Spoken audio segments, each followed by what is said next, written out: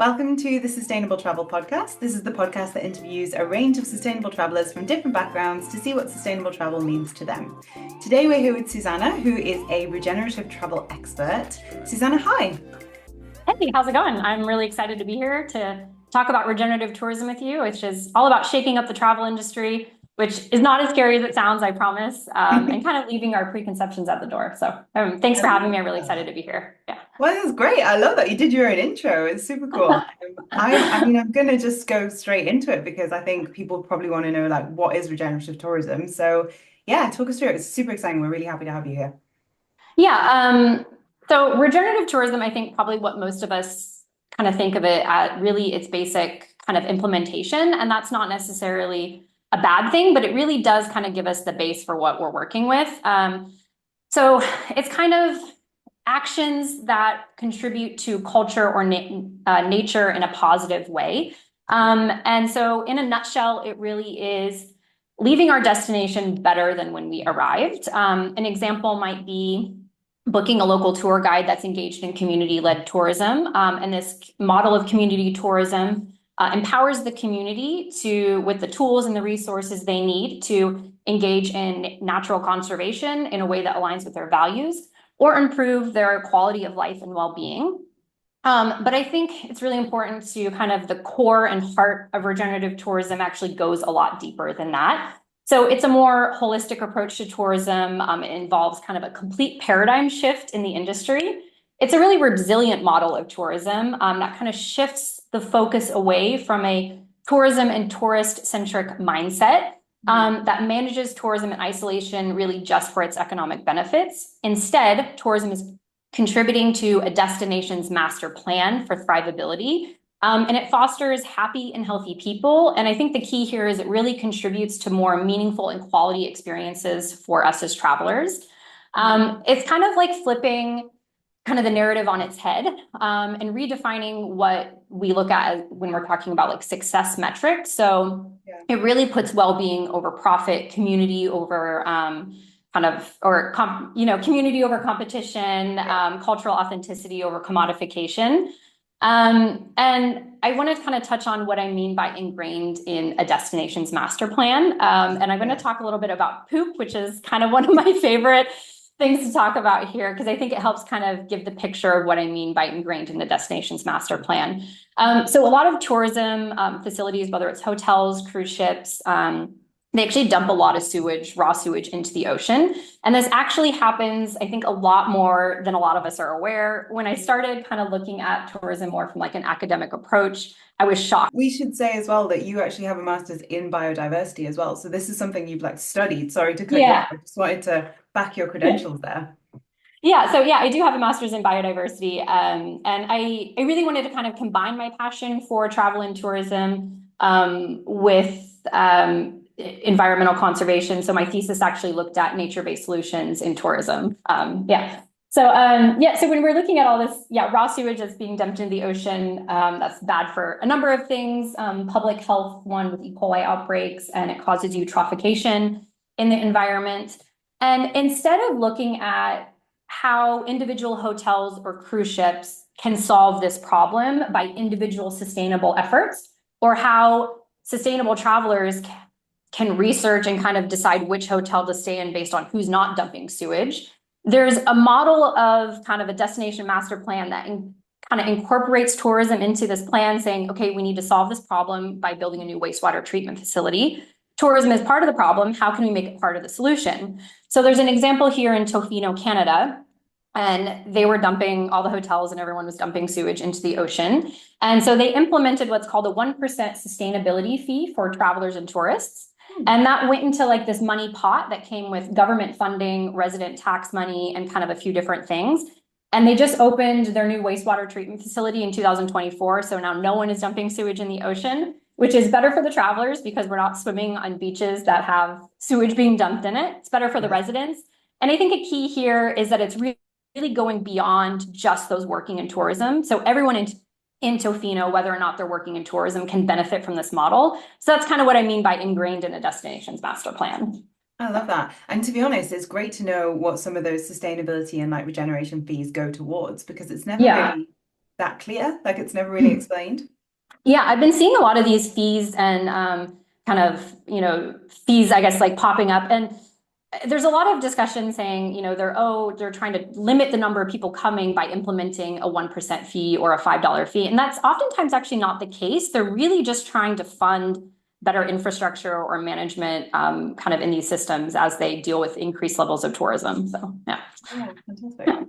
So from your point of view, to be honest, you're probably one of our more entrenched academically, I'd say, the guests on the podcast. Yeah.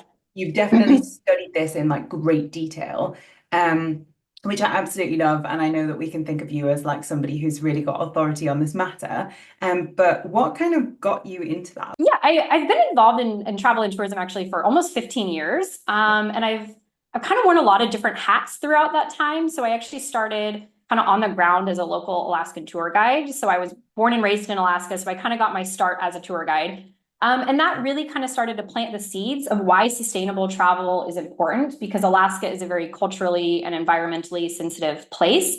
And then I kind of put the hat on of a traveler. I traveled the world. I backpacked Europe. I solo traveled in South America. I moved abroad twice to Germany, and I now live in Canada. That entire time, I've had kind of a travel blog. And I think through that, I was a very early kind of advocate for sustainable travel on that blog. Because I think those kind of seeds that I saw with my experiences as Alaska tour guide kind of carried through that with me. And I kind of hit a point in my life where I really wanted to make sure I was putting information out there that was kind of evidence-based or really kind of rooted in like actual information. Because I felt like I was kind of getting this echo chamber of a lot of just people talking about sustainable travel, but I was like, I don't actually really know what this means, kind of from a more evidence-based approach or something like that. So I actually went back to school, like in my mid-30s, and I went back for a master's in biodiversity. And to be honest, I actually thought I was going to leave travel and tourism behind. I was like, maybe I'm just going to go be an ecologist somewhere and count slugs in a bog. I don't know, like, because I was kind of like unsure where the future of tourism was and how it could really, live up to its reputation as the good industry. But I think I saw like a unique opportunity halfway through my school year or program to kind of combine my passion for travel and tourism in the natural environment. And so that's when I kind of decided to develop a thesis that was kind of integrating nature-based solutions into tourism management and kind of combining those two. So yeah, I really try to focus now on using kind of digesting all the science and the research, whether that's travel and tourism research, which is a huge field, or environmental research, and kind of giving that information in more approachable ways to the general public. And I think it's really important that way travelers can they're almost empowered with knowledge so they can make informed decisions when they travel. Yeah, I absolutely love that. And I really resonate with it because I think a lot of the time, especially for myself, I notice that I'm putting things out there. And I often think, if I were reading this, I'd wonder, well, where did you get your information from? Yeah. And I do back up a lot of what I say with actual sources that I've read through and things, but I don't think many people do. So I was going to say, you're actually very good at that. And I think every time I watch your content and look at it, you kind of always, come out, like provide where you got that information. I think you're really good at that. And I do think that's kind of something missing from the industry. So yeah, I appreciate you for that. And yeah. Thank you. That actually means a lot because I really do try and do that. So you mentioned when you were talking that you were getting into sustainable travel and you didn't really know what that meant and you didn't know where it kind of came from. So we've mentioned regenerative tourism, regenerative travel, but in your opinion, how is it different from just sustainable travel as a whole? Yeah, so I think it's really important to kind of like lay the groundwork that there's nothing wrong with sustainable travel. I think this should be kind of the base minimum of what everyone is doing. And so don't really think of regenerative tourism as like, oh my gosh, another buzzword that I have to learn, or like, I just got the hang of sustainable travel that works for me. Like, it's not really kind of taking away from sustainable tourism anyway. But I think kind of by definition, sustainable tourism really is just about like sustaining the resources in which tourism relies for the future of tourism. So it kind of keeps tourism and the tourist kind of in this centric sphere, and the people who work in tourism, they're kind of still at the core of this. And it's really just about kind of maintaining, sustaining everything that tourism needs, and the people that work in tourism kind of need to keep going. And I think regenerative tourism kind of is like, okay, how can we actually restore kind of some of the damage that's been done, whether it's not even related to tourism or just kind of environmental or cultural degradation, whether related to tourism or not. and how can we restore that even for people outside of tourism? Mm. So we're still looking at the three kind of tenets of sustainability, which is, the culture, economic aspects, and environmental aspects. So in sustainability, we're just kind of sustaining those three things. In regenerative tourism, we're still looking at those three things. We're trying to improve them and not just for people working or associated or related to tourism. So kind of going back to that example in Tofino, I said everybody who lived in Tofino was benefiting from that new wastewater treatment facility and not just people working in tourism. So that's kind of I guess hopefully that kind of answers how they're different and a bit Yeah, similar. perfect. Okay. The way I think of it in my like slightly more simplistic brain Yeah. is sustainable tourism is the only way that we can keep everything going. Regenerative tourism actually makes it better. Like it's Yeah. doing better, you know? Yeah, exactly. And I think, right, the base minimum should be sustainable travel. And unfortunately, if Yeah, you go back from that, you kind of end up with more extractive tourism. And that is the tourism that's kind of taking away these resources or depleting them faster. So yeah. we're kind of ready to leave that completely behind and use sustainable travel as the base and then build from that. Yeah. Yeah. Yeah, and more I'm seeing people who know that they should be traveling sustainably, haven't quite cottoned on to regeneratively yet, but are in a way still traveling extractively. Yeah. Because there are things that we all do that we can't be perfect, and they're still kind of trying to get there. Yeah. I definitely think it's coming. Yeah. I think so too. I'm excited for it. So you gave us a really good example in Tofino, but I know you've got a few others. So could you share a couple with us? Yeah. I think it's really exciting because I could probably come up with an example on almost any continent. Don't worry, we're not going to go over like, all these examples. I'm not sure about Antarctica, but yeah. So most of the continents, we can actually come up with a great example. And I think that shows that there are models of regenerative tourism that are popping up like around the world. And I think it's really exciting that I could also come up with an example for almost every type of traveler, whether you're into luxury eco stays, whether you're into rustic homestays, whether you want cultural tourism, nature-based tourism. So I think it's really exciting that there's kind of something for everyone all around the world. I'll hopefully stick to two examples here. And one is kind of my first introduction to tourism, and then my first experience with regenerative tourism. So I was kind of first introduced to the concept of regenerative tourism, I think back in 2019, kind of right before the pandemic kind of just rocked the entire tourism industry.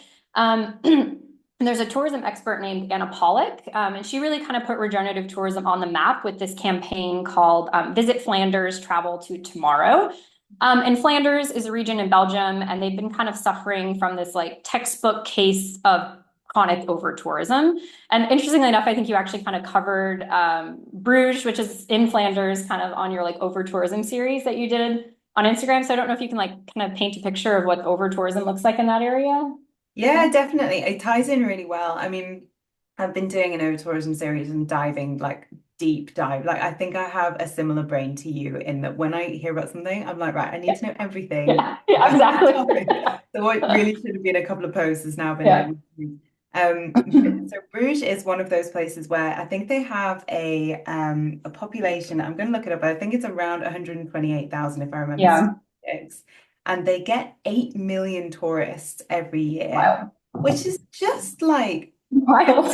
69 Yeah, times their population coming through their door every day. I mean, I just don't think we can imagine those numbers on such a scale.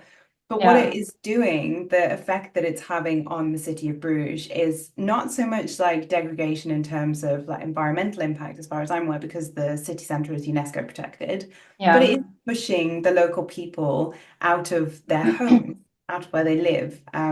I just don't think they feel comfortable there anymore. There was 5 cruise ships coming in every day, wow, um, which I know you're going to come on to, or yeah, I assume you will. And a lot of the problem with Bruges was that it was all day trippers. So coming from Brussels, obviously the capital city of Belgium, a lot of people would fly in, and then there were these big billboards saying "Visit Bruges for a day," and people would go over to Bruges just for the day. yeah, Not really contribute anything to the economy because essentially when you're a day tripper, what you're going to have lunch there, maybe you'll do a bit of shopping. You're not really staying yeah, there. That's where the bulk of the income is. But yeah, not we're not staying there at all. So that is where the bulk of the yeah. income is. And you're just kind of rushing through with this like fast-paced tourism. So that's how I understand it.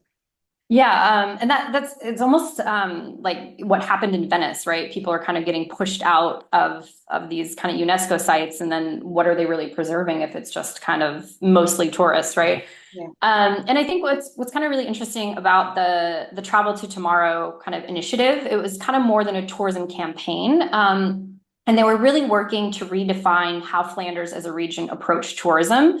Their goal was to really foster kind of a like flourishing and resilient destination into the future while adding kind of quality experiences for residents and tourists alike. So rather than actually stemming the number of visitors, they were like, okay, we have X amount of people visiting. How can we get them to contribute more meaningfully to a quality of life that actually encourages and incentivizes our residents to want to stay there, right? They want the people who live there to feel comfortable living there, to feel like their businesses are thriving, or they can still like go out and enjoy the streets without actually feeling just overcrowded. So they were kind of like flipping the metric. So rather than saying successful tourism looks like, hundreds of thousands of people visiting every year, maybe successful tourism looks like those people are really contributing in meaningful ways, whether that's economically or engaging in kind of quality experiences that foster like cultural exchange. And so they were really looking at like the long-term impacts over like the short-term gains and saying, okay, happiness is maybe a more important metric than just the number of people visiting. So I think that really just kind of is like the paradigm shift that I was talking about. You really have to kind of flip things on their head and redefine. And I think I'm very curious to see how this goes. It was kind of interrupted a little bit by the pandemic. And so I think they had a little bit of disruption, but I'm very curious to see how they're able to kind of, I guess, go with this into the future. But yeah. Yeah, that's fantastic. And what I read of Bruges as well is that they what I was saying about the cruise ships, sorry, is that they've cut them down from 5 to 2 a day, and Yeah. they've scrapped new builds of accommodation in the city and new second houses. So Yeah.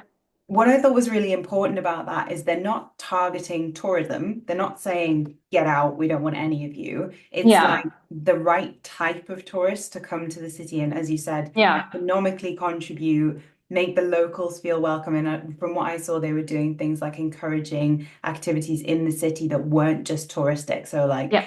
getting the locals in for like, I don't know what they were doing in that regard, but like getting the Yeah. locals into town, making them see the quality of life is great. And Yeah. it's really important. Yeah. Yeah, I love that. And it's great to kind of like, read about these examples and then like hear how they're actually being implemented and stuff. Yeah. Yeah, and then I think I'll just share kind of my first personal experience with regenerative tourism because I think the Visit Flanders was something, like I read about and it Yeah. was kind of like the textbook example of a European city that was really trying to deal with over tourism in a unique way, or Mhm. kind of taking a different approach. And yeah, I kind of found regenerative tourism like or experienced it personally, I think at a time that I really needed it. So I had actually just finished my master's, and part of my master's included doing a systematic literature review of all the negative impacts tourism can have on people, place, the environment. And yeah, I Yeah. worked on a possible solution for that, right? But I was actually like really kind of in a dark place, and I was like, I don't really know what the future of tourism is. Can it live up to its reputation? It's often been called the good industry. I Mm. was like, can it live up to this reputation? What is my role with this? And I was kind of just not really sure what my relationship was with tourism. And then I kind of discovered regenerative tourism and I experienced it. And I had this moment of just like pure joy, and it sparked my love for travel again. It sparked my passion for tourism again. And I was like, this is what tourism is supposed to be. This is how it can really just benefit people, the natural environment, and just give so much. And it was kind of this like, oh my gosh, I love it again, Yeah. moment. That happened to me twice. So in Kakadu National Park in Australia, but I'm going to talk mostly about here in Canada and Haida, Gwaii. So I'd actually just moved to Canada, and I moved to British Columbia, and I really wanted to get to know my home province because I was like, I'm going to be living here. I want to learn about the people, the culture, the nature. So we took off on a big road trip, and my travels brought me to Haida Gwaii. And Haida Gwaii is an archipelago kind of off western British Columbia, and it's the Haida homeland of the Haida First Nation people. And I think as they regain self-governance from what is now recognized as cultural genocide, regenerative tourism is really integral to the revitalization of their culture and restoration of nature. there. And tourism really feeds into the Haida Council's kind of grand master plan for cultural restoration, improving their healthcare system, and ecosystem restoration.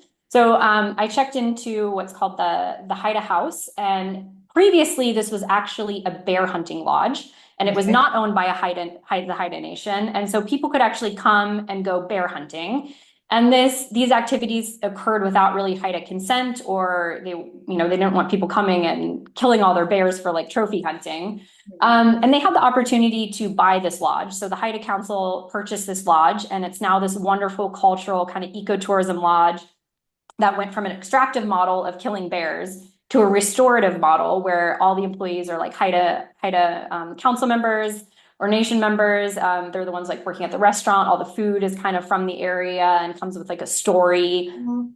The beach conservation is there. It was so cool. And we went to the cultural center there, and I had the most moving experience because we hired a personal guide. She was a Haida youth to take us through.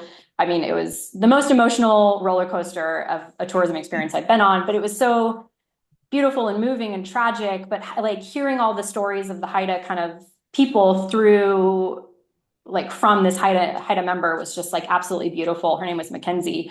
And yeah, and it also allowed her to kind of be employed in a position where she was learning more about her culture and sharing that with people. So it was contributing to this cultural revitalization. So, the Haida House was contributing to like coastal restoration and preventing the bear hunting. There's cultural restoration happening. And on Haida Gwaii, it's one of the only places in the world, maybe one other has started doing this since, but it's managed from the bottom of the seafloor to the tops of the mountain as a national park and UNESCO site, because the Haida way of being is just like this interconnectedness. And I think as you travel there, you feel that interconnectedness of everything and how everything's kind of just managed in this like very beautiful connected way. And so it was just like such a moving experience. And as you travel there, you're contributing to the culture and natural restoration. And it was really just like moving and powerful. And I hope everyone can experience that in someday. Yeah. Super Yeah. holistic. Like when I remember seeing your series, and it was, I mean, I actually knew about it before. I don't remember how, but I had heard about Yeah. it. And I saw your series and I was just like, I have to go here. Yeah. So I hope you make it there someday. Yeah. It's yeah, amazing. well, I think this is the thing that when you get, you said they're helping the environment and they're helping people and all the rest of it. I think actually when you get down to helping native cultures, the environment will thrive because Yeah. ultimately a lot of them kind of, I don't mean to generalize, but a lot of native cultures do live off the land, like they need the Mhm. land to be in good condition to survive. Yeah. Therefore, like the two go hand in hand. If we help cultures survive and revitalize their cultures, then we will be helping the land to thrive as well. Yeah. Yeah. Yeah. And I saw that a little bit in Kakadu National Park, which is in Australia. So Mhm. a lot of the land's actually been handed back to the traditional owners there. And now almost all tourism in Kakadu is kind of led by the indigenous people there, which is kind of like a newer thing since I think like 2020. And when we went down there, the people they were like hired as bush rangers that were they were almost like the park rangers like we'd have in the US National Park System, but they were engaged in their traditional practices of like doing the controlled burns, and they were kind of allowed to do that again. And right, if you let them have self-governance, then they're able to use those ancient practices that they've been using for, generations. Yeah. Yeah. Yeah. Yeah, really, really cool. I absolutely love that. And we've talked before about the fact that like each generation, each destination is not a monolith. Like people are not a monolith either. So Mhm. people kind of have to approach these places as they come and not like, I guess it's difficult because people can't just go, right, well, this is the rules, so I'm going to follow the rules in the same way that they maybe can with sustainable travel. Do you Yeah. have advice for how people can approach each place as an individual? If that makes sense. Yeah, I think it kind of hits, one of I guess the kind of core values of regenerative tourism, which is really treating each destination as unique. And I think as, nice as it is to think like, okay, there's, a set 10 guidelines for regenerative tourism or sustainable travel that you can apply everywhere. That's not really the case, right? Because each destination has its unique set of challenges or values, goals, and relationship with tourism. And I think you kind of have to strike the right balance of doing enough research so you're aware of some of these issues, but also kind of going in with an open mind to kind of let yourself be surprised by it. Yeah. Um, and I think it's Yeah, it's really important to like, yeah, learn about each destination's kind of like relationship with tourism is what I mentioned earlier. And so some places, right, they're struggling with the raw sewage being dumped in the ocean. And so maybe you want to actually stay away from the beach in a more like residential area. Other places might be struggling with like, the transient vacation rentals or short-term rentals. So maybe you want to book like a homestay or a locally owned like Airbnb. So kind of, or sorry, locally owned bed and breakfast. Mhm. So like learning about those different impacts, I think is really important. And yeah, striking the right balance and doing enough research and also going into it with an open mind. And I also think like while traveling is about respecting culture, it's also about understanding that like upholding certain stereotypes can actually leave some regions behind in development or progress that is meaningful for them.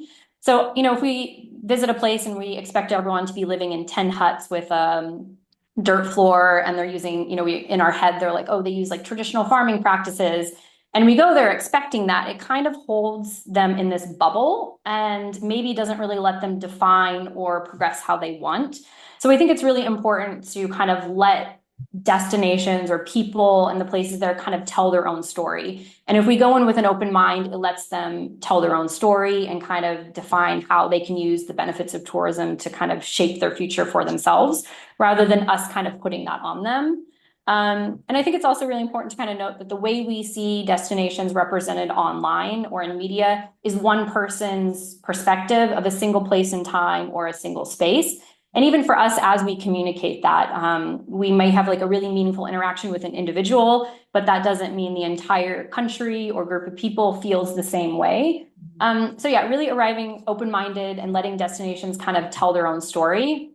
And I think in terms of tips, I think it's really easy to say go in with an open mind or leave those kind of preconceptions at the door. I think it's another thing to really do that, right? So it's easy to say, it's really difficult to do. It's something I even struggle with. But I think maintaining your kind of like sense of wonder and really being open to spontaneity and allowing yourself to be like excited or surprised by a destination, and kind of, I almost practice like, what do I think I'm going to see or experience when I travel? And then I try to kind of almost like wipe my mind from that and go Throw it in out kind the of with door. this, like, yeah.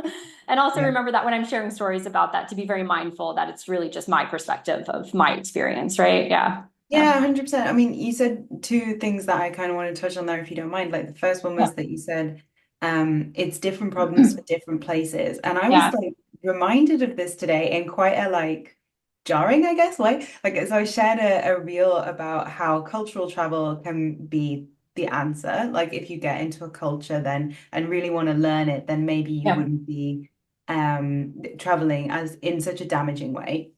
And I used the example of being a foodie and like getting into the food.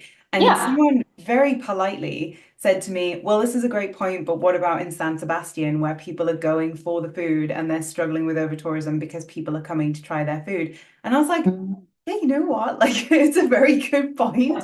Um, and it's a really good reminder that like actually we do need to be thinking about the individual problems for the destination and researching those ahead of time rather than Yeah. again, my mistake, just assuming that everybody is the same.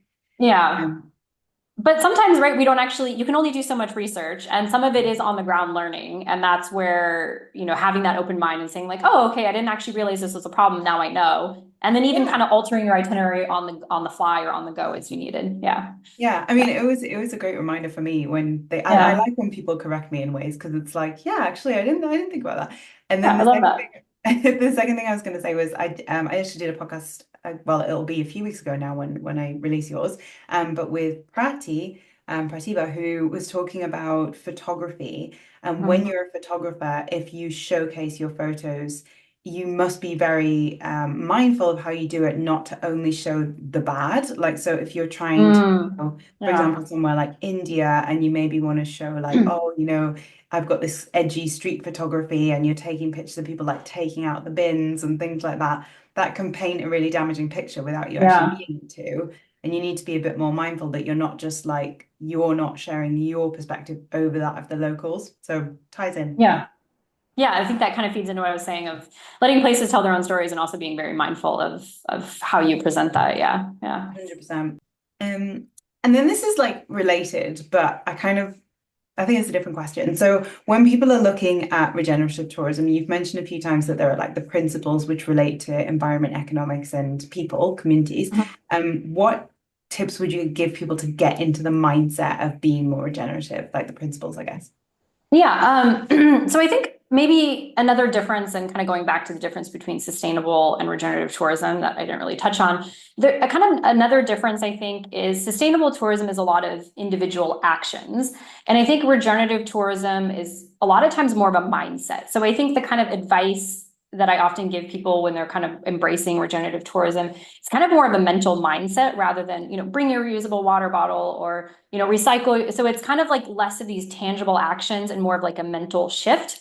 And that can honestly, I think, be more challenging in a lot of ways than like, okay, I have these 10 things, I'm going to pack this, I'm going to do that. And it's kind of practicing to this mental shift. And I think one of the most important ones is to decenter one's self. And I think this is a really critical step, but it can be the most challenging because it requires a lot of like self-reflection and empathy, and sometimes kind of changing our plans to be considerate of those different impacts at destinations that we've learned about, right? But I think kind of once you start to master this, a lot of the other things kind of come into place. And I've had a few people say, well, that sounds scary. I don't really want to decenter myself from an experience. And I don't think I don't want it to be scary or, think that it minimizes your experience in any way. It's really just kind of being mindful of how our actions impact the community and the nature around us. And it really just means prioritizing the health and well-being of the nature and the people. But it doesn't mean we can't have a good time, and it doesn't mean we can't indulge in really fun experiences or luxurious experiences. And I think a key here is kind of, rather than asking what you as an individual can get out of tourism, ask how you and your experiences can be part of a bigger picture that benefits people and nature. And at the same time, you have higher quality experiences, right? So rather than just being kind of like, a mindless tourist that's kind of like lost in a sea of other tourists and you're kind of just getting bumped around from place to place, like, it allows you to really have just like deeper connections to places and more meaningful experiences. So it's not as scary as it sounds. And I think the end result is like a really just deep connection to a place and the people that are there. I think we have more joyful experiences, higher quality experiences through that. And the second one is to be adaptive and responsive. So I think this kind of aligns with treating each destination as unique. And I say often right now, tourism is in a transition period right now. And I think what has been done historically really needs to change in an era of mass extractive tourism. And I think as travelers, we need to be aware that tourism is in a transition period, and we need to be adaptive and responsive to these changes as they come. So under a regenerative model of tourism, kind of the direction of tourism or the type of tourism can kind of change at any point in time. And it changes based on, maybe there's new scientific research that comes out that says, okay, this one hiking trail is actually depleting the biodiversity of this particular dung beetle. So we're going to redevelop the trail in a way that's mindful of these dung beetles. I obviously wrote a paper on dung beetles recently. I was like, yeah, you dung beetle. I love them. It's so cool. Did I just talk about poop twice in this thing? I didn't really mean to, actually. So, maybe it's being more mindful of the dung beetle. So we're going to redevelop this hiking, trail system, or close a certain section of the trail off in order to be mindful of that. Or maybe a community says, you know what, tourism is actually operating on a sacred place for us. We don't want those activities to happen. So as new information comes to light, regenerative tourism is always changing. It's always adaptive. And I think as travelers, we need to be aware of that and prepared for it. So in Uluru, which is in Australia, it's like the very famous, very picturesque kind of red rock that a lot of us think of when we think of the outback. It went through kind of the whole area around it went through a transition period. For a while there, it was actually called Ayers Rock, which is like the colonial name for it. And I think the community, the people there, realized that tourism wasn't really benefiting them in a meaningful way. It was an extractive model of tourism. It was kind of depleting the culture there. It was degrading the natural environment. And so a new model of tourism kind of is in the process and kind of taking hold. And most of the tourism businesses there are now actually owned by the traditional owners or the indigenous people. A lot of the hotels offer training, facility, and resources for indigenous youth to learn hospitality kind of skills. And the indigenous people there were like, okay, we don't want people climbing Uluru, because this is like a culturally sacred place for us. And so rather than being the person that continues to call it Ayers Rock, in social media or on hashtags for, to get, more views or to, get the reach, be adaptive and, call it by its traditional name. Don't be the person that's hiking it, in order to kind of get the personal experience out of it. And that's kind of decentering yourself.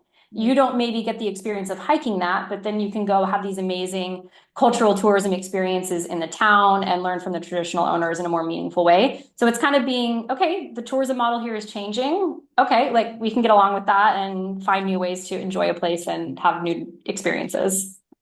Yeah, that was a lot of really useful information as well. I think it's really it's such a valid point, and it's one that I hear a lot is, and I wish I didn't hear this, but a lot of the time I get people saying, "Oh, well, if I thought about all of those things, I'd never have any fun." And it's like, okay, but that's not really like it.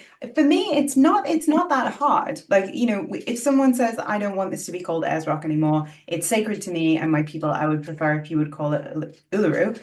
Okay, Yeah. like no problem. It's the same Yeah. as how, you know, first Australians have decided that they're no longer comfortable with certain terms about who, like with people using certain names for them. We Yeah. go with that. We say that's fine. Yeah. It's insulting to not use those terms, and it really doesn't cost us that much. Yeah. And yeah, I've often gotten that a lot. And even just in terms of, sustainable travel, regenerative tourism, I've heard actually from a lot of people, they're like, I don't really want to think about all of this. I just want to go on vacation and I just want to check out and escape from that, right? But I think we really do need to kind of take ownership of these experiences because we talk about sustainability and the preservation of the industry. And if we're going back to that, if we're not really engaging in these meaningful types of tourism, where the tourism industry really is at risk, and if that's one way, and if that's kind of a priority for you, then we really have to start thinking about that as kind of, we also have to protect the industry and your experiences.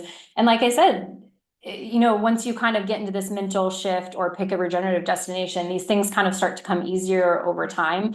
But it is challenging. I get that. But you just got to kind of chip away at it a little at a time, get used to one thing, get used to another thing, and kind of add those as you go. Yeah. And like I said, my travel experiences have been much more enriching, fun, enjoyable, I think, as I've on my journey through this. Yeah. Yeah. 100%. And likewise, I would say, and that's very true what you said about the industry being at threat. I actually had a meeting with someone quite high up in the travel industry the other day, who genuinely said like he was into sustainable tourism. He sought out a meeting with me for sustainability reasons Yeah. and said he got into it because for him it was purely selfish. He was like, my industry is not going to survive if we don't start thinking more sustainably. So it's true. Yeah. And I remember I was in Spain at a vineyard and I was trying their wine and they had all these like sustainability certifications and biodynamic and organic. And I was like, oh, that's really cool. Tell me more about it. And the guy was just like, why would I not do that? The future of my industry is on the line. He was like, I don't look at this as like a cool branding thing. He was like, I do these regenerative agricultural practices because if I don't, I will not have wine to sell in the future. Right. So yeah. And it's fair. And I think if we have to push people in a financial way, so be it. Yeah. Yeah. I agree. Yeah. Yeah. And so you said that right at the beginning, you said that you started off as a tour guide in Alaska, which I think is really cool. So I've seen you talk about it as well on your page, and people kind of, you said that you got some clapback once from someone who just didn't think you should be talking about sustainability. What can you tell us about like regenerative tourism in Alaska, I guess, and also that experience? Yeah. So yeah, when I was a tour guide, so I grew up in Alaska and there's a glacier there called Exit Glacier. And my family used to go camping there all the time. And there's photos of me as a kid, just like touching the glacier and you're really, you can just walk up and touch it. And now when I go back, I think the last time I visited there was like 2 years ago. It's almost like a 2-3 kilometer hike back to the glacier. So just in my lifetime, it has receded that much. And yeah, I had a tour group full of people and I brought them out to Exit Glacier and I was just sharing that story. It was a personal story. I wasn't even really bringing like climate change into the discussion. And yeah, someone was like, tourism really shouldn't be political and I don't think you should push your climate change narrative on us. But right, we were just talked about the future of the industry really, can be on the line, and a lot of different things are on the line as we start to talk about climate change and the impacts of climate change. Um, yeah, and there's kind of two ways I think people can get involved in regenerative tourism. I'll start kind of with Alaska, because I actually don't think Alaska is implementing one of those holistic models of regenerative tourism. So if you're not able to choose a destination that is kind of doing this like, countrywide or destination-wide model of regenerative tourism, there are still ways you can engage in that. And you can kind of go back to those three pillars, right? So you can think about, how can I improve culture? How can I improve nature? Or how can I improve kind of like socioeconomic well-being with my experiences? And I think in Alaska, a lot of people don't realize that there are 229 federally recognized tribes across the state, and these are indigenous tribes. And I think a lot of people, they visit Alaska and they really think of the Alaska Native culture as a very homogenous culture.